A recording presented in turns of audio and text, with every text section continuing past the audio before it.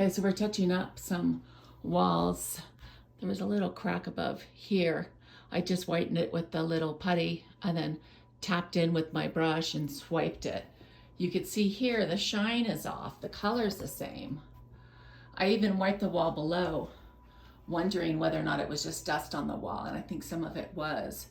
But every can, even though it's the same, it comes out a little bit different. But from afar, and you could actually see it more by camera, the light's shining right there. I think it's also still drying.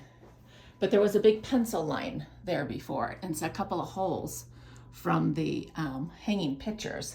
There are drawing lines. This one has a bunch of different ones on it, but with a more of a drier brush, if you cruise this way and then cruise this way so you don't see the lines, it's always lighter when you first put it on, so that could be tricky. Always do a test patch first, because there was one time I thought, wow, this matches great, and I painted all these little spots, and then when it dried, I got dark spots everywhere.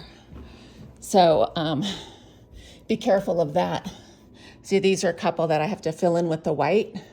Then you just tap.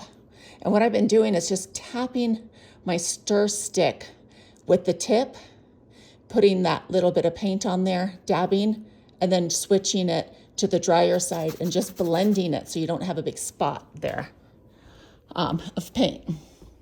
See here, I had marks on this wall, had a little crack here. I filled it with this spackle you could buy at any Home Depot. That one was bought at Lowe's. Then, like these cracks that I have here, because the snow, it expands and contracts, and sometimes at the tarp lines, what do you call that, sheetrock lines or tape, aren't installed well, and just with over time. But this is what I'm talking about, just to tap the stick. It's just got that little bit, because for me to paint this and go all the way up to the top, be a pain in the butt. This I filled with a white spackle, which is down there. I wiped out the excess. When you wipe, I go this way, not this way, because that will remove it. Then I got a little bit of paint on my brush. I'm just gonna smack it through.